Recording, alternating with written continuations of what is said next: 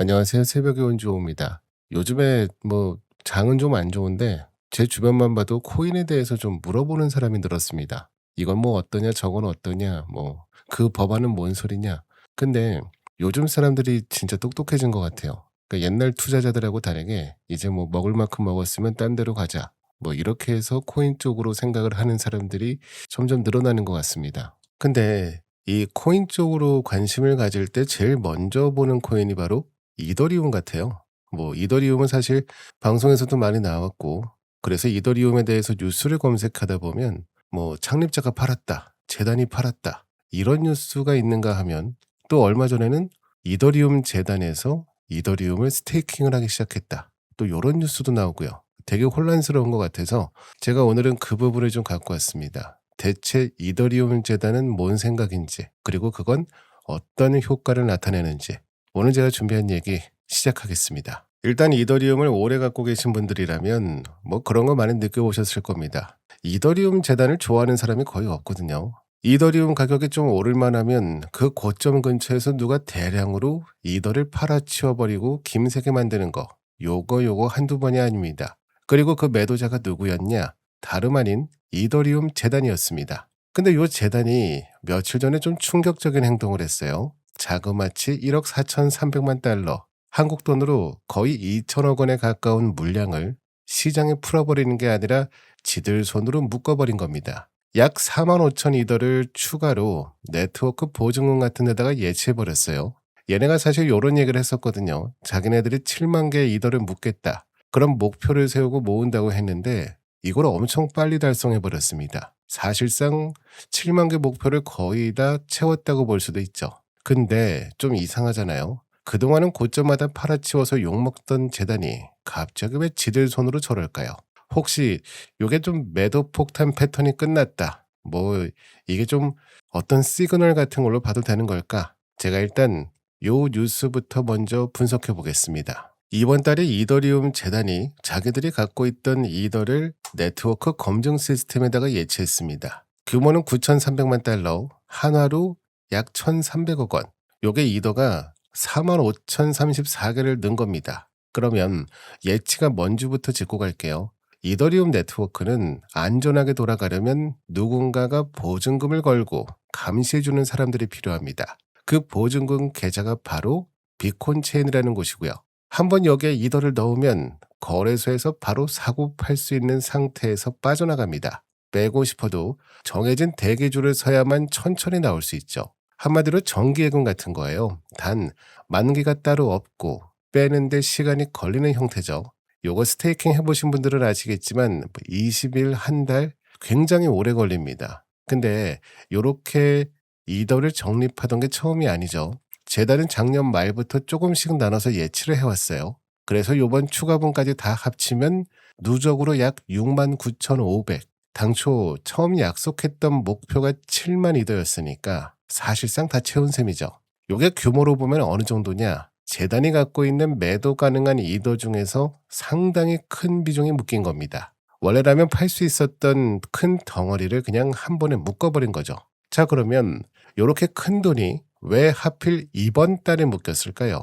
외부에서 분명 어떤 신호가 있었습니다. 이번 락업이 이번 달에 일어난 건 우연이 아닙니다. 한 달 좀 더 전에 미국에서 이더리움 재단의 발목을 잡고 있던 큰 짐 하나가 풀렸거든요.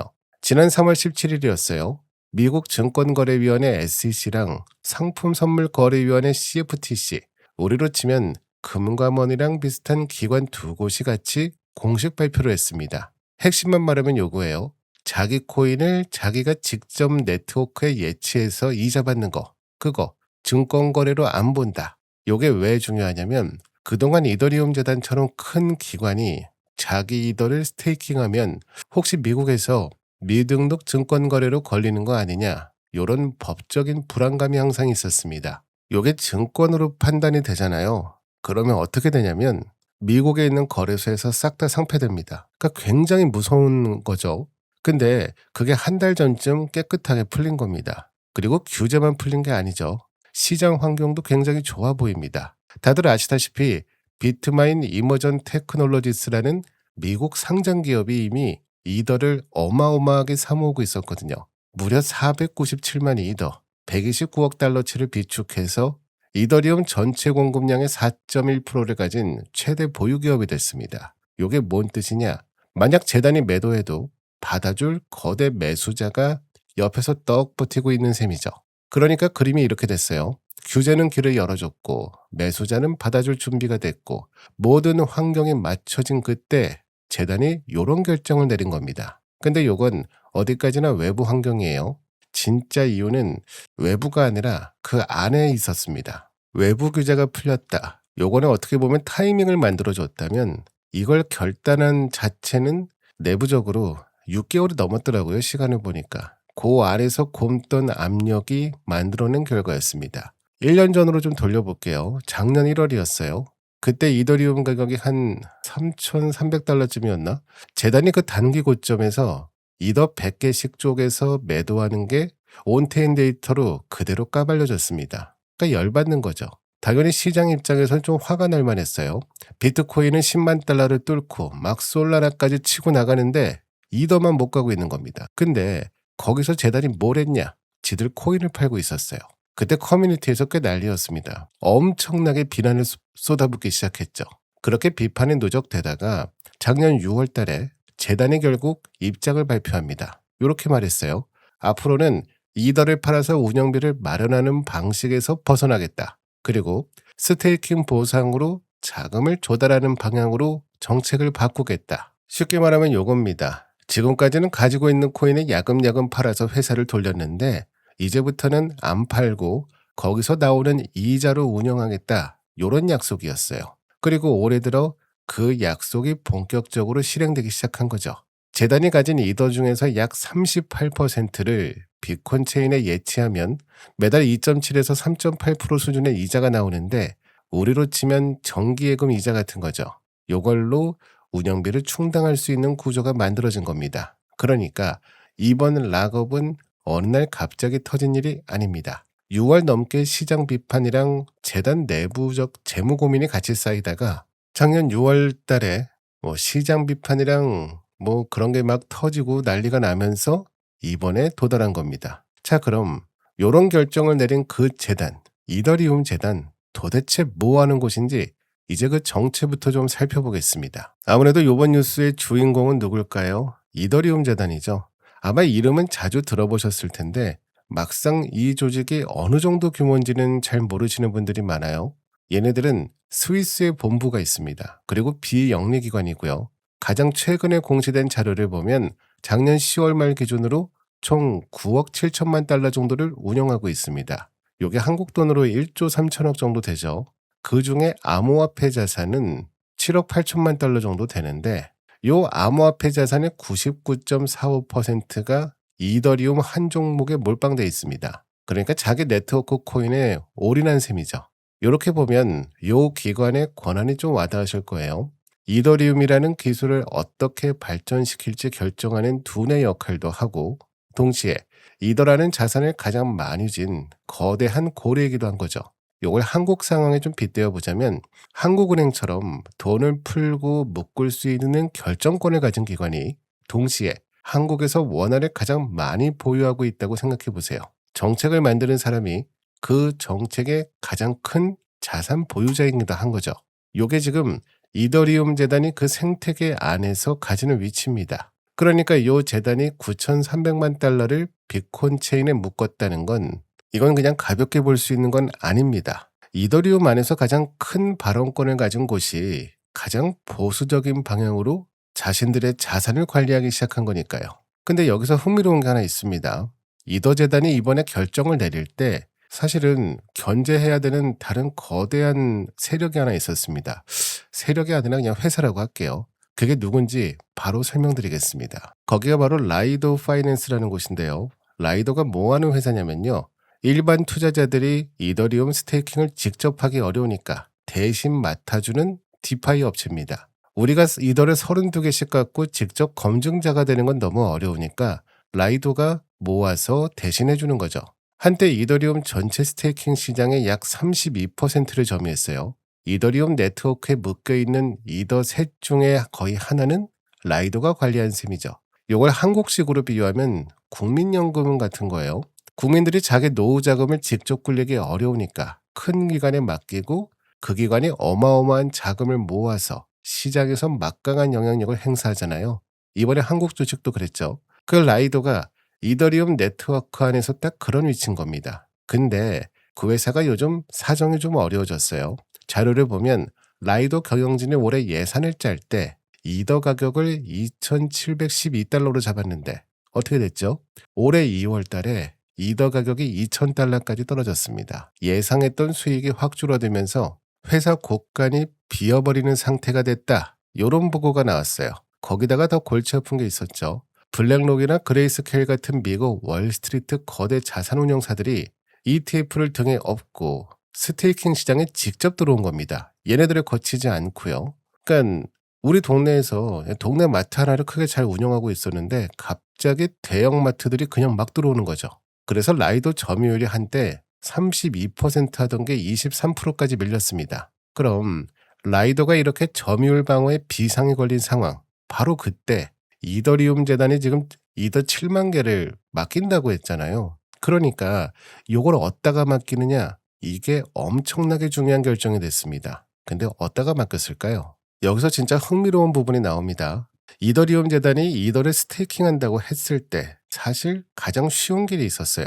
시장 점유율이 30%대인 라이도에 그냥 맡기는 거. 인프라도 다 깔려있고 검증된 시스템이고 그냥 클릭 몇 번이면 끝났을 거죠. 근데 재단은 그 길로 안 갔습니다. 라이도한테 안 갔어요. 라이도를 통하지 않고 자기들이 직접 검증 시스템을 세팅해서 단독으로 스테이킹하는 거를 택했습니다. 이게 무슨 뜻이냐면 재단 입장에서는 두 가지 목표를 동시에 노린 겁니다. 첫 번째 목표는 자금 조달 방식 자체를 바꾸는 거. 아까 말씀드렸죠. 자꾸 고점에서 던지니까 욕만 먹고 실제 이도도 못 갔습니다. 재단이 던지면 누가 사겠어요? 안 사죠. 그래서 자금 조달 방식을 바꿨고 원금을 안 팔면서 매년 약 3.6% 수준의 이자로만 운영하는 자생 구조를 만든 거죠. 그리고 그 약속을 지금 실제로 실행하고 있고요. 일단 여기까지는 우리가 표면적으로 보이는 이유인데 실제 이 두 번째 이유가 전 좀 더 크다고 보거든요. 요건 조금 정치적입니다. 생태계 안에서 한 곳에 자본이 너무 몰리면 이게 어떻게 될까요? 그들의 입김이 세지겠죠. 이더리움 재단이 떡하니 있는데 아까 말씀드렸잖아요. 이더리움 스테이킹의 30%를 라이도가 한다고. 그러니까 생태계 안에서 한 곳에 자본이 너무 몰리지 않도록 견제하는 겁니다. 라이도가 이미 30% 넘게 갖고 있다고 했죠. 근데 거기다가 재단 물량까지 같이 줘버리면 어떻게 되겠어요? 이더리움 스테이킹 절반은 라이도가 다 한다. 이런 우려가 커지잖아요. 그래서 재단은 일부러 다른 길을 만든 겁니다. 우리는 단일 거대 사업자 없이도 분산해서 스테이킹할 수 있다는 걸 직접 보여주겠다. 이런 메시지를 던진 거죠. 이게 옳다 그르다 문제라기보다는 재단이 지금 어떤 정치적인 신호를 보내고 있냐, 이런 걸로 읽어보시면 좋을 것 같습니다. 그럼 이더리움 재단이 직접 만들었다고 했잖아요. 그 시스템은 어떻게 굴러가는지 사실 그 부분도 되게 관심이 많이 가고 있습니다. 이더가 7만 개입니다. 그러면 그 7만 개의 이더가 어떻게 묶였는지 일단 기술적 디테일을 두 가지만 짚고 넘어갈게요. 어렵지 않게 최대한 제가 사실 요거를 계속 수정을 했는데 최대한 어렵지 않게 말하겠습니다. 먼저 팩트라라는 업그레이드부터 말씀드리겠습니다. 작년 5월에 이더리움 네트워크에 적용된 아주 큰 변화고 요게 뭐냐? 검증자 한 명이 한 번에 다룰 수 있는 이더 한도가 원래 32개인데 이거를 무려 2048개까지 64배를 늘려줬습니다. 요게 왜 중요하냐면 재단처럼 큰 자본을 굴리는 곳은 예전엔 노드를 수천 개로 쪼개서 운영해야 되는데 이제는 큰 단위로 묶어서 운영할 수 있게 된 겁니다. 그러니까 일거리가 훨씬 줄어든 거죠. 두 번째는 조금 이름이 어렵지만 차근차근 풀어볼게요. 이 DVT라는 분산 검증자 기술입니다. 이걸 풀어 말하면 보통 검증 권한을 한 컴퓨터, 한 키에다 몰아놓잖아요. 근데 그러면 컴퓨터가 해킹되거나 고장나면 망하죠. 근데 그 DVT는 그 권한을 여러 곳에 쪼개서 보관하는 방식입니다. 그러니까 비밀번호 하나씩 5사람이 막 나눠 갖고 있어서 몇 명 이상 모여야 열 수 있다. 이런 구조라고 보시면 됩니다. 재단은 이걸 위해서 두 가지 도구를 같이 썼어요. 일단 더크라는 도구는 서명 권한을 여러 지역에 분산시키고 바우치라는 도구는 다른 종류의 소프트웨어를 동시에 굴려서 한쪽이 멈춰도 다른 쪽이 받쳐주게 해주는 겁니다. 한마디로 한 곳이 무너져도 시스템 전체는 안 멈추게 만든 안전장치죠. 그리고 마지막으로 한 가지 엑시트 큐라는 게 있어요. 이게 뭐냐면 비콘 체인에 예치된 자금이 한꺼번에 우르르 빠져나가지 못하도록 막는 출금 대결입니다. 아까 말씀드렸잖아요. 이거 오래 걸린다고요. 이게 스테이킹을 맡기고 빼고 할 때도 오래 걸리고 이번에 재단이 마음먹고 빼려고 해도 예전처럼 고점에서 던지려고 해도 이 줄에 서서 자기 차례를 기다려야만 천천히 팔 수 있는 겁니다. 그러니까 지금 요 7만 개의 이더에는 사실상 자물쇠가 2개 걸려 있는 겁니다. 분산해서 묶었으니까 한쪽만 풀어서는 못 빼고 거기다가 출금 대기열까지 거쳐야 되죠. 그럼 요 락업이 가격에는 어떻게 작용할까요? 이게 결국 우리한테 가장 중요한 부분이니까요. 먼저 가격이 오를 수 있는 메커니즘부터 정리해 볼게요. 크게 3가지가 있습니다. 첫 번째는 시장에 돌아다니는 이더 자체가 줄어드는 효과입니다. 이번 재단 락업 말고도 이미 이더리움 전체 공급량의 30.4%, 그러니까 약 3,680만 이더리움이 스테이킹 네트워크에 묶여 있습니다. 요게요, 한국 돈으로 환산하면 130조 원이 훨씬 넘는 어마어마한 양입니다. 시장에서 바로바로 매도될 수 있는 물량이 그만큼 줄어드는 거죠. 작은 매수세에도 가격이 위로 잘 튈 수 있는 환경이 바뀌는 거고 일종의 매도의 방파제, 이렇게 보시면 됩니다. 그리고 두 번째는 소각이라는 메커니즘이에요. EIP1559라는 게 있는데 요건 그냥 외울 필요 없고 핵심만 기억하시면 됩니다. 사람들이 이더리움 네트워크를 쓸 때마다 내는 기본 수수료가 시장으로 안 돌아가고 영원히 사라지는 구조예요. 그걸 한국말로는 소각이라고 합니다. 2021년에 도입된 이후로 약 460만 이더, 무려 13조 원 가까이 되는 양이 그렇게 사라졌습니다. 네트워크가 잘 굴러가서 사람들이 많이 쓰면 쓸수록 더 많이 사라지는 구조니까 잘 만들면 가격에 우호적인 압력이 됩니다. 그리고 세 번째는 조금 어려운 얘기인데 요 이더리움 위에서 굴러가는 다른 네트워크들이 있어요. 아비트럼이나 베이스 같은 거죠. 요걸 레이어 2라고 합니다. 이더리움 메인넷 위에 얹혀있는 위층 네트워크라고 생각하시면 돼요. 요 위층 네트워크들이 자기들 자산이 안전하게 보관되도록 결국엔 이더리움 메인넷에 의지하고 있는데 그 보안 담보 가치가 약 405억 달러에 달합니다. 그것도 한 60조 원 수준입니다. 그러니까 무슨 뜻이냐면 이 시스템적으로 항상 일정 규모 이상의 이더리움 수요가 깔려 있다는 거예요. 자, 근데 요거는 어디까지나 한쪽 부분입니다. 좋게 보면 한도 끝도 없죠. 근데 정반대로 가격을 짓누르는 힘도 만만치 않습니다. 그 부분도 살펴보겠습니다. 양쪽을 다 들어보셔야 이제 판단하시기 좀 편하시기 때문에 당연히 좋은 게 있으면 나쁜 것도 있고 다 준비했습니다. 일단 가격에 부정적으로 작용하는 힘, 요걸 한번 살펴볼 건데요. 가장 큰 문제는 요겁니다. 아까 말한 그 이더리움 위에 올라가 있는 네트워크들, 레이어 2 있잖아요. 그 네트워크들이 이더리움 메인넷에 데이터 기록할 때 내는 비용이 지금 너무 많이 떨어졌습니다. 그게 2024년 덴쿤 업그레이드, 2025년 푸사카 업그레이드를 거치면서 이 비용이 평균 90% 깎였거든요. 물론 쓰는 입장에서는 수수료가 싸서 좋은데 이더리움 네트워크 입장에서는 매출이 사라진 거죠. 그 결과가 뭐냐? 이더리움 메인넷에서 매일 소각되는 이더 양이 예전엔 꽤 됐죠. 비쌌으니까요. 근데 이제는 1일 50에서 72더 수준으로 진짜 폭삭 무너졌습니다. 반대로 검증자들에게 매일 새로 발행하는 이더는 1700이더 정도예요. 그러니까 새로 찍어내는 게 사라지는 것보다 훨씬 많습니다. 결과적으로 연 0.23% 정도의 작은 인플레이션이 굳어진 상태죠. 그러니까 우리 인플레이션 많이 들어봤죠. 찍어내는 돈이 많다고 하잖아요. 지금 똑같은 겁니다. 찍어내는 이더가 소각되는 이더보다 많은 거죠.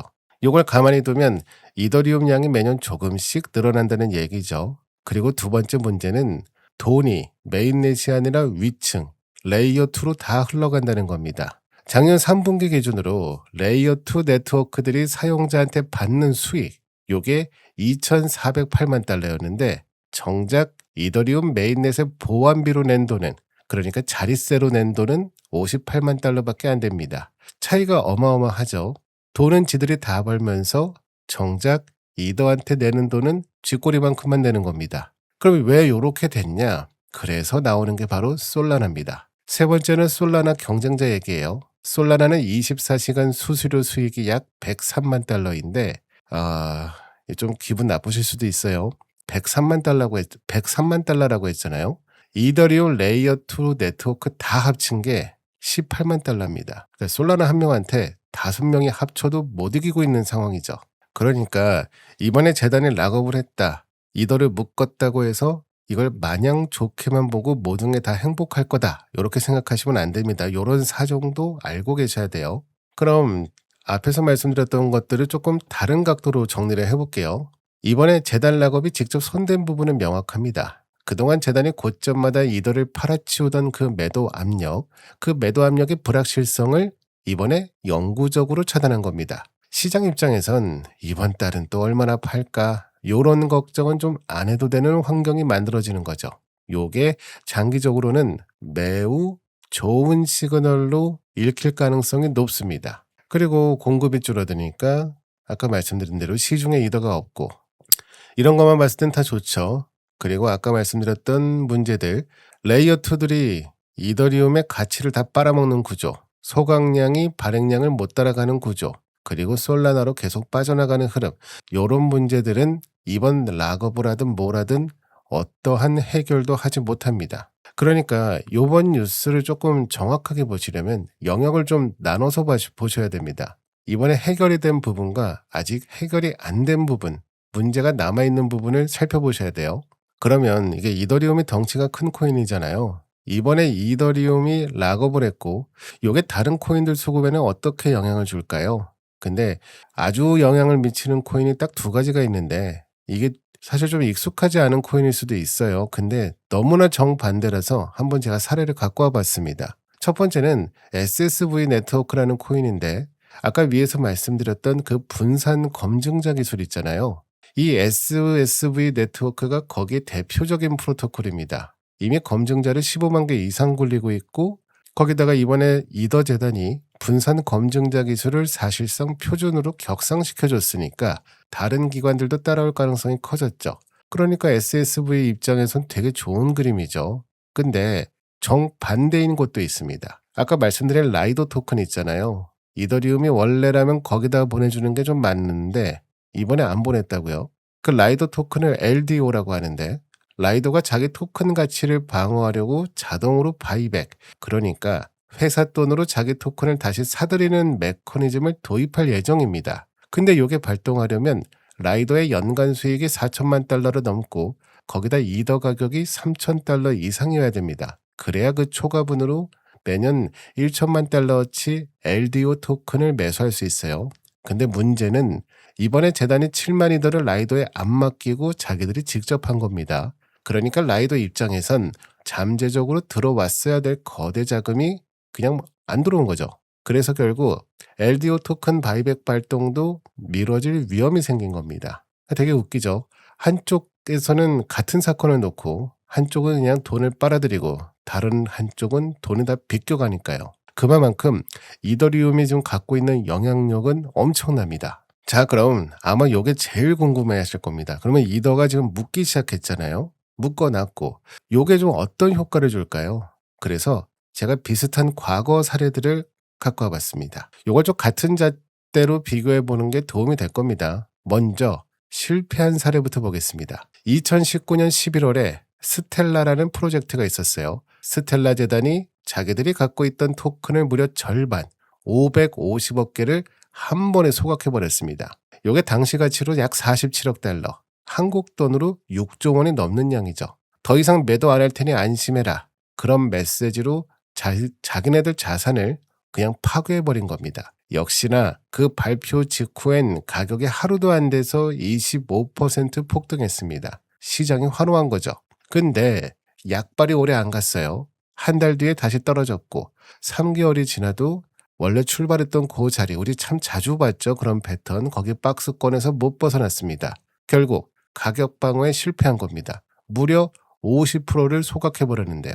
그럼 여기 사례에서 우리가 좀 중요한 기준점 이런 것들을 좀 뽑아내 보겠습니다. 첫 번째는 자신의 자산을 어떻게 처리했는가. 스텔라는 예치가 아니라 소각을 선택했습니다. 즉 자산을 그냥 파괴해버린 거죠.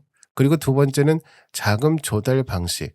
스텔라는 이자를 만들어내는 구조가 아니죠. 그냥 원금을 없애버린 겁니다. 그리고 세 번째는 이게 제일 중요한데 실제 스텔라의 유통량에는 어떤 영향을 줬냐. 사실 그 550개는 원래 시장에 풀려있던 게 아니었잖아요. 그냥 재단 물량이었는데 우리 그냥 이거 안 가질게, 소각할게 해버렸으니까 재단 지갑에서 잠자던 물량이었고, 그러니까 진짜로 시장에 돌던 물량은 사실상 그대로였습니다. 그리고 생태계에 다시 투자할 수 있냐, 사실 이것도 되게 중요하잖아요. 자산을 그냥 없애버렸으니까 거기서 보조금 같은 게 나올 수가 없죠. 그래서 어떻게 됐냐, 가격이 쐈다가 다시 돌아왔다. 이 부분을 조금 기억을 해두셔야 됩니다. 그래야 제가 지금 바로 다음에 말씀드릴 거가 정반대 사례거든요. 아주 잘된 사례입니다. 이번에 정반대 사례라고 했죠. 바로 카르다노, 에이다입니다. 사실 저는 지난 불장에 약간 인생 역전이다 뭐다 좀 잘 되신 분들, 투자해서 잘 되신 분들은 거의 대부분 에이다라고 생각합니다. 사실 팔자를 바꿨다라고 하는 기준이 저마다 다르긴 한데 정말 팔자를 바꾼 분들은 에이다였죠. 왜냐하면 제가 그때 불장 시작 전이었죠. 코로나 딱 터졌을 때 제 기억에 딱 첫 뉴스 나왔을 때였어요. 그때 제가 이제 꽁돈이 한 300만 원 정도 생겨서 이걸로 뭐 할까 하다가 좀 컴퓨터로 하나 맞췄습니다. 근데 그때 친구가 옆에서 지나가는 말로 야, 그 에이다라는 거 사놓지 그래? 어차피 그거 꽁돈이잖아 라고 얘기를 했었는데 싸그리 무시했죠. 그게 한 20억 갔을 겁니다. 네, 저는 집 한 채로 컴퓨터를 산 거죠. 물론 이렇게 얘기하면 한도 끝도 없는데 그만큼 좀 팔자를 핀 분들이 많았다. 옛날 생각이죠. 일단 요 에이다가 그만큼 폭발적인 상승을 보여줬었는데 왜 그랬을까요? 그래서 갖고 와봤습니다. 2020년에 카르다노 셀리라는 메인넷 업그레이드를 하면서 스테이킹을 도입했습니다. 이때 카르다노 재단이 자기 에이다를 시장에 안 팔고 네트워크에 직접 예치하면서 분위기를 주도했죠. 아까 스텔라 사례랑 좀 비교해볼까요? 일단 첫 번째, 자산을 어떻게 처리했냐. 에이다는 소각이 아니라 수익이 나오는 스테이킹으로 예치했습니다. 그리고 두 번째, 자금 조달은 어떻게 했냐. 자기네들 자산은 그대로 두고 거기서 나오는 이자로 생태계가 굴러가도록 만들었습니다. 원금이 안 깎이는 거죠. 그리고 세 번째, 요게 실제 유통량에 어떻게 영향을 줬냐. 당시에 에이다는 유통량의 총 70% 이상이 스테이킹 풀에 묶였습니다. 진짜로 시장에 돌던 물량까지 다 빨아들인 겁니다. 요게 스텔라랑은 결정적으로 다른 부분이었습니다. 다만 요거를 이제 이더리움하고 비교를 해보면 이 에이다 스테이킹은 락업 기간이 강제로 정해져 있지는 않았습니다. 그러니까 마음만 먹으면 언제든지 풀어서 팔 수 있는 그런 헐거운 상태였죠.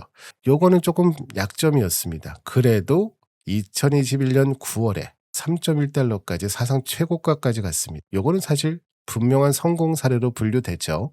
그러면 우리가 좋은 사례, 나쁜 사례 다 살펴봤으니까 이번에 이더리움이 묶은 건 어디에 위치하는가 요걸 좀 따져보겠습니다. 사실상 요게 오늘의 핵심이죠. 자, 그럼 같은 기준으로 이번에 이더리움이 묶었다는 그 뉴스 한번 대입해 보겠습니다. 일단 첫 번째, 자산 처리를 어떻게 했냐. 이더리움은 스텔라처럼 파괴하지 않았고 에이다처럼 스테이킹으로 예치했습니다. 요건 에이다 패턴이죠. 그리고 두 번째, 자금 조달은 어떻게 했냐. 매년 1900에서 2200개의 이자가 나오고 요걸로 운영비를 충당하는 자생 구조를 만들었어요. 그리고 원금은 그대로고요. 요것도 에이다 패턴입니다. 그리고 세 번째, 실제 유통량에 어떻게 영향을 줬냐. 재단이 갖고 있는 이더리움 중에서 약 38%가 비콘 체인으로 들어갔고 단순한 회계 처리가 아니라 진짜로 유동성에서 끌어다가 묶은 겁니다. 카르다노처럼 에이다처럼 실질 공급 압축 효과가 있습니다. 요거 이제 좀 까먹을까봐 다시 한번 말씀드리자면 요것도 하나의 지표가 될 수 있잖아요. 에이다는 70%가 묶였을 때 폭발적으로 상승했습니다. 근데 지금 이더리움은 38%라고 했죠. 그리고 기관들이 막 사고 있고, 그래서 이것도 하나의 기준으로 볼 거면 그런 퍼센트가 한번 확인해 보면 좋을 것 같습니다. 그리고 여기가 결정적인데 아까 에이다가 갖고 있었던 그 당시 약점이 뭐였냐. 락업이 헐거워서 언제든 풀 수 있다. 근데 이더리움은 그걸 비콘 체인 자체에 내장된 출금 대기열로 막아뒀습니다. 자금이 한꺼번에 우르르 빠지는 게 시스템적으로 막혀 있어요. 요거는 카르다노보다는 좀 보완을 한 거죠. 자, 요걸 다 채점해 보면 결론이 나옵니다. 지금까지 비슷한 사례들 중에서 이번이 가장 좋은 평가를 받고 있죠. 그리고 실제로 카르다노보다 한 단계 위에 있는 셈이고요. 카르다노의 장점은 가져오고 약점은 보완한 구조니까요. 물론 요거는 어디까지나 평가의 영역입니다. 사실 이 가격에 미치는 거는 워낙 다양한 게 있죠. 아직까지 지금 트럼프가 저렇게 하는데 어찌 가겠습니까? 하지만 나중에 좀 장이 좋아졌을 때 요런 거를 좀 기억을 하셨다가 대응을 하시면 전 좋을 것 같다고 생각합니다. 그러면 또 우리가 이것도 생각해 볼 수 있잖아요. 사실 전쟁이다 뭐다 해서 상황이 안 좋은데 만약에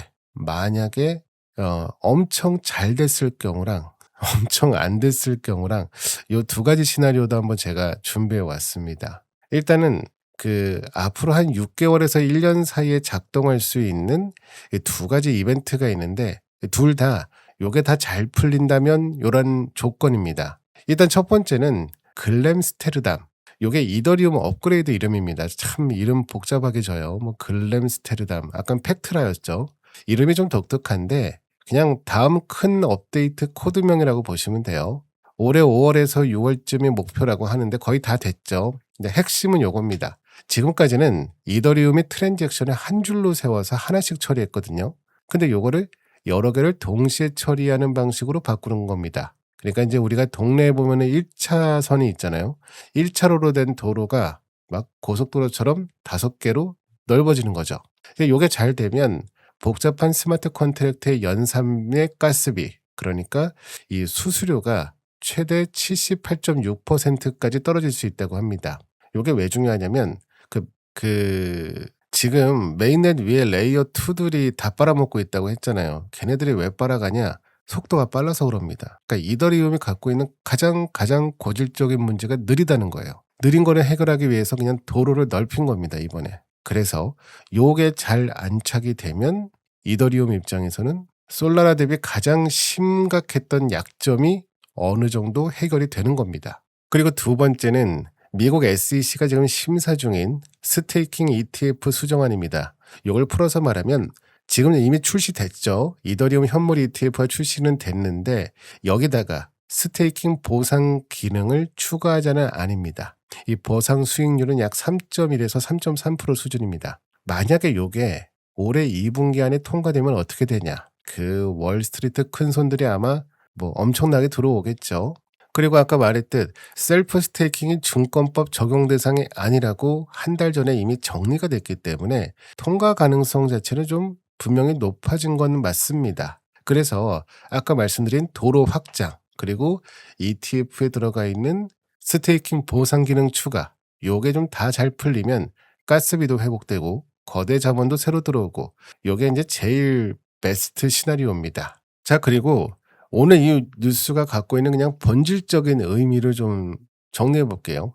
좀 시야를 넓혀서 이번 사건이 시장 전체에 어떤 의미인가. 요건 단순히 재단이 이자를 받기 시작했다. 요런 표면적인 얘기가 아니죠. 시장에서 오랫동안 이더리움 재단을 막 부르고 막 싫어하고 뭐라고 하고 막 자꾸 파니까요. 요거를 셀 투 펀드라고 했었는데 이게 시간을 거치면서 스테이크 투 펀드로 바뀐 겁니다. 말 그대로 예치해서 자금을 마련하는 사람들이죠. 요게 왜 큰 의미냐? 시장이 이더리움 재단을 보던 시각 자체가 달라질 수 있는 분기점이거든요. 매도자 이미지에서 예치자 이미지로 갈아타는 겁니다. 흔히 말하는 커다란 흐름의 변곡점에 지금 도달해 있다. 요렇게도 생각할 수 있을 것 같습니다. 그리고 이제 아까 전에 말씀드렸듯이 이더리움이 7만 개의 이더를 직접 스테이킹을 했고 그때 쓴 도구가 좀 특이하다고 했잖아요. 자기 자산을 다른 곳에 안 맡기고 직접 관리한다. 요런 의미도 있고 다른 하나는 오픈소스라는 겁니다. 요게 이 코드가 다 공개되어 있어서 누구나 검증할 수 있다는 거죠. 이거는 글로벌 기관들 입장에서는 좋은 본보기가 됩니다. 이런 식으로 하면 신뢰할 만한 기관급 스테이킹이 가능하겠구나. 요런 모범 답안을 시장에 보여준 셈이죠. 그러니까 이번 사건은 한 기관의 재무정책 변화 정도가 아니라 가상자산 역사에서 어떤 전 되게 크게 보거든요. 실제로 요거가 한국 뉴스 기사에 다 나왔습니다. 그러니까 그 스테이킹 물량을 거의 다 채웠다. 그러니까 옛날에 요게 좀 어느 정도 파급력이냐면 이더리움이 옛날에 채굴을 했어요. 그 채굴하던 시기에서 POS로 바꿨죠. 그때랑 거의 비슷한 급인 것 같거든요. 근데 워낙에 좀 시장이 안 좋으니까 이제 관심이 없어서 그런 건데 이더리움도 그렇고 뭐 솔라나 리플 좀 이렇게 큰 애들은 좀 선구자적인 무빙을 보여주잖아요. 이제 앞으로 코인이 가야 될 길을 이렇게 걔네들이 뚫고 가고 있는 건데 그중에 이제 오늘 뉴스 같은 경우는 이더리움이 요런 무빙을 보여줬고 너무 다행스럽게도 미국 정책도 아주 우호적으로 바뀌고 있고 그래서 요런 게 나왔다고 저는 생각합니다. 자 그럼 뭐 '이더리움 너무 좋다. 뭐 이더리움이 최고겠다.'라고 생각하시겠죠. 그래서 지금 제가 말씀드린 부분을 다 뒤집는 얘기를 하나 말씀드리겠습니다. 그래야 공평하죠. 자 가장 큰 위험은 인플레이션 문제입니다. 사실 요거가 이게 뭐 얼마나 된다. 0.23%인데 이게 뭐 대단한 거냐라고 생각하시는 분들도 있어요. 근데 이 구조가 문제죠. 지금 이더리움은 남 좋은 일만 시키고 있습니다. 이더리움 자체가 문제가 아니라 이더리움 위에 있는 레이어 2 애들이 장사를 잘하고 있어요. 이더리움은 장사를 못하고 있고요. 아니 목 좋은 데다가 다 받아줬는데 실제 건물주는 가난하게 사는 겁니다. 굉장히 가난하죠. 그래서 제가 지난번에 올린 영상에서도 이더리움 창립자가 막 자기 거를 팔아서 돈을 대고 이러고 있으니까요. 그러니까 어이가 없는 겁니다 지금. 근데 만약에 아까 말씀드린 글램스테리담 업그레이드가 예상만큼 효과를 못 내거나 뭐 일정이 지연되거나 그래서 메인넷 수수료 소각이 회복이 안 돼서 요게 굳어져 버린다면 어떻게 될까요? 그럼 인플레이션은 계속 굳어가겠죠. 여기서 이렇게 되면 뭔 일이 벌어지냐면 이번 재단 락업이 만든 공급 압축 효과가 있긴 했어요. 뭐 매도 압력이 줄어드는 건 사실이죠. 근데 그와 동시에 수요 쪽에서는 가치가 메인넷 밖으로 그러니까 레이어 2로 새고 있습니다. 요건 시간이 지날수록 그 갭이 누적돼요. 그럼 결과가 어떻게 되냐? 공급도 줄고 수요도 같이 줍니다. 가격이 위로 절대 못 가죠. 계속 횡보만 이루어집니다. 그래서 이더가 마냥 좋다. 그냥 뭐 넣어놓고 이제 안 봐도 된다. 나중에 뭐 애들한테 물려줘도 되겠다. 요런 생각하시면 안 됩니다. 이걸 체크를 하셔야 돼요. 그래서 요런 얘기도 말씀드리는 겁니다. 그리고 한 가지 더 이제 요거는 크립토 슬레이트라는 매체가 최근에 다룬 분석 글인데 좀 내용이 괜찮아서 갖고 와봤습니다. 요거를 그냥 직역을 하자 보면 뭐 제도권 차원의 중년의 위기에 빠졌다. 요게 무슨 말이냐면 이 솔라나 같은 단일 고속 체인들이 이더리움이 갖고 있던 자본과 사용자를 빠르게 빼가고 있다는 겁니다. 그러니까 진짜 좀 강력한 경쟁자가 나타났죠.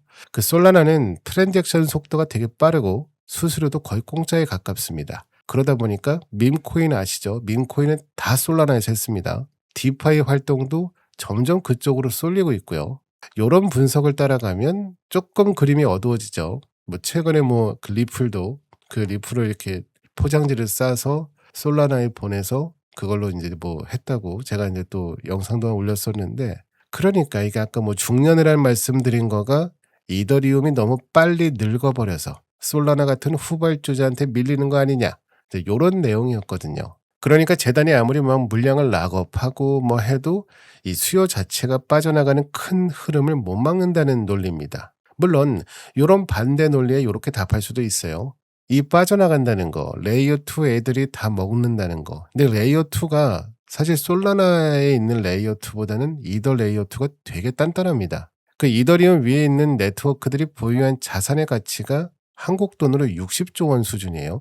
요게 의미하는 게 뭐냐면 솔라나가 아무리 빨라도 이 거대한 수요는 얘네들이 왜 여기서 하냐면 보안 때문에 그러냐면 보안? 이더리움이 보안이 좋아서 여길 못 떠나는 겁니다. 그러니까 다른 체인으로 옮겨가기가 어려운 겁니다. 그러니까 이 본원적인 수요가 깔려있는 한 락업된 가치가 우상향한다. 이런 결론은 유지될 가능성이 있습니다. 물론 이것도 어디까지나 평가의 영역이지 뭐 제가 무당도 아니고 확정된 건 아닙니다. 자 오늘 뭐 제가 여러 가지 이야기를 다 해드렸습니다. 이게 묶였고 이거 왜 묶었냐 묶이면서 뭐 어떤 코인이 좋아졌냐 이런 패턴이 과거에도 있었냐 뭐 등등 여러 가지로 말씀드렸는데요. 지금까지 살펴본 내용을 종합하면 이렇게 됩니다. 일단 요번 락업의 가장 큰 목적 그동안 만선적이었던 매도 폭탄을 그만 끊어내고 동시에 공급 쇼크를 만들어냈다. 이게 사실 가장 표면적이면서도 중요한 효과입니다.